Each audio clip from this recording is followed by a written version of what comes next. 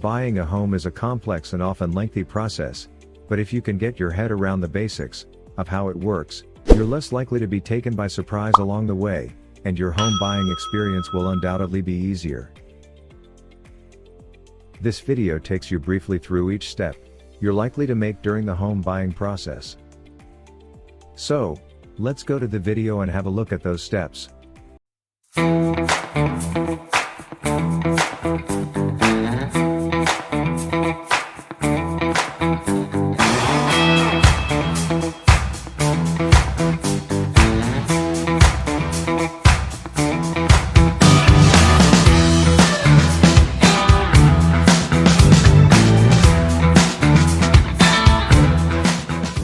One, save for a mortgage deposit. You'll usually need to build up a deposit of at least 5% of the price of the property you want to buy. For example, if you wanted to buy a house worth £200,000 with a 95% mortgage, you would put down £10,000 of your own money and borrow the remaining £190,000. But it's often worth saving more if you can bear to wait longer, as a bigger deposit means you can apply for mortgage deals with lower interest rates. 2. Find out how much mortgage you can borrow. The amount a mortgage provider will lend you will depend on various things, including the size of your deposit, your income, and your credit score. If you're buying a property with other people, the lender will also take their finances into account. Remember to budget for the additional costs of buying a property, such as conveyancing, surveys, and depending on the cost of the property, and whether you're a first-time buyer, stamp duty. 3. Research your chosen area. If you're exploring towns or neighborhoods you haven't lived in before, it can be worth spending a night or two in a local band to check out the commute, shops, restaurants, and general atmosphere. Even if you've lived in the area all your life, it's important to do some digging on the area you want to buy in before signing on the dotted line. Things to look into include school catchment areas, transport links, local infrastructure plans, flood zones, development applications, crime levels. 4. Apply for a mortgage agreement in principle. A mortgage agreement in principle, AIP, is a confirmation from a mortgage lender that they would, in principle, be willing to lend you a certain amount.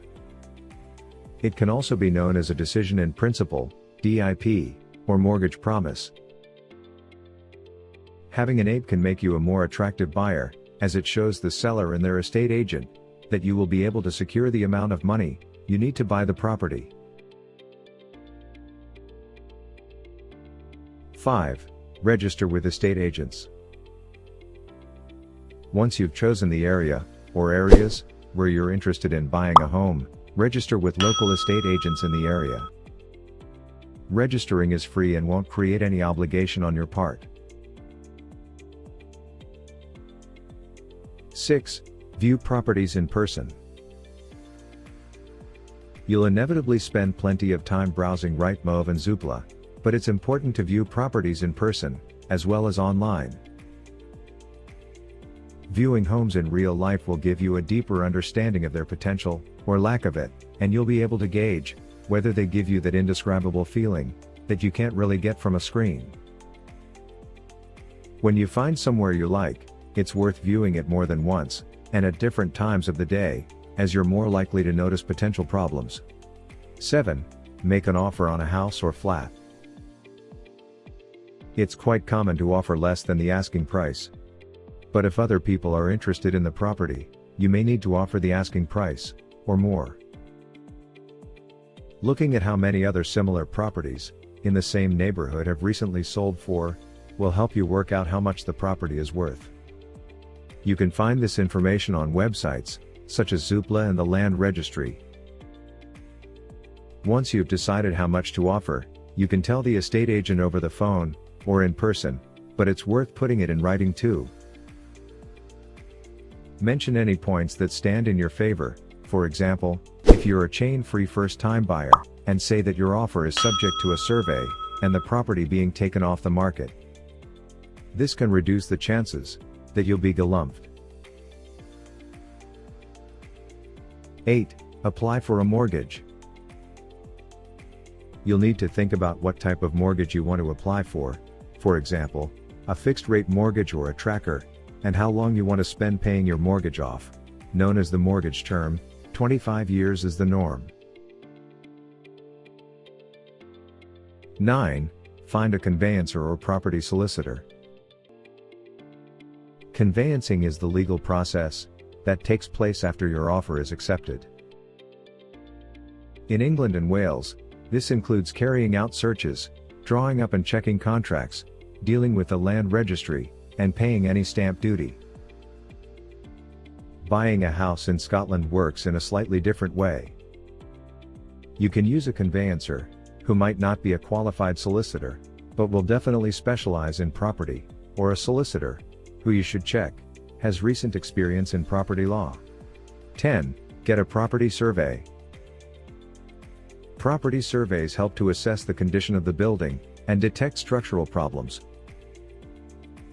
Although a survey is optional, it's better to be aware of any issues before buying, so you can make an informed decision on how much to offer, and budget for any repair work required.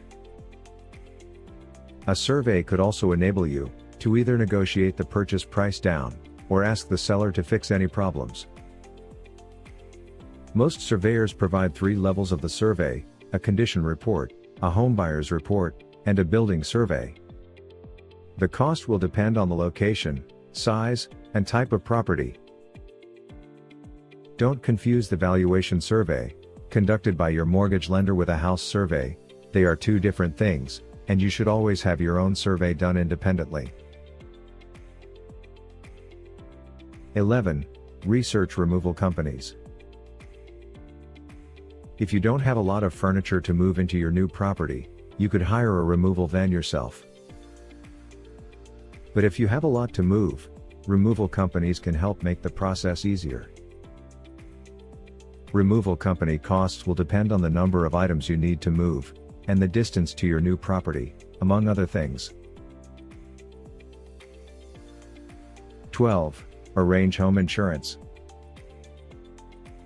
It's vital that you have buildings insurance in place on your new home from the day you exchange contracts. In fact, most mortgage providers will make this a condition of lending. This is because you are legally bound to buy the property from the moment contracts are exchanged, so if the building were to be flooded or burned down before the day of completion, and you weren't insured, you wouldn't be covered. 13. Exchange contracts. The exchange of contracts happens when the buyer and seller's legal representatives swap signed contracts, and the buyer pays the deposit. Before the exchange of contracts, you'll need to have several things prepared in advance, such as a written mortgage offer, an agreed completion date, and buildings insurance in place from the day of exchange, or from completion if you're buying a new build. After you've exchanged contracts, you can breathe a sigh of relief, as the agreement for you to buy the property is now legally binding. The chances of anything falling through from this moment are extremely low. 14. Complete and move in. Completion often takes place around 2 weeks after exchange, but this is flexible, and you can agree with a convenient date with the seller. On completion day, the money will be transferred to the seller, and you can then collect the keys from the estate agent, and move into your new home.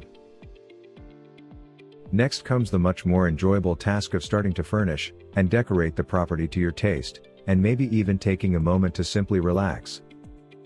You'll have earned it. So, in this video, we simply described buying your first home in the UK. If you got this video helpful, please give a thumbs up to the video. Don't forget to share this with your friends. Subscribe to the channel for more important videos like this. Thanks for watching.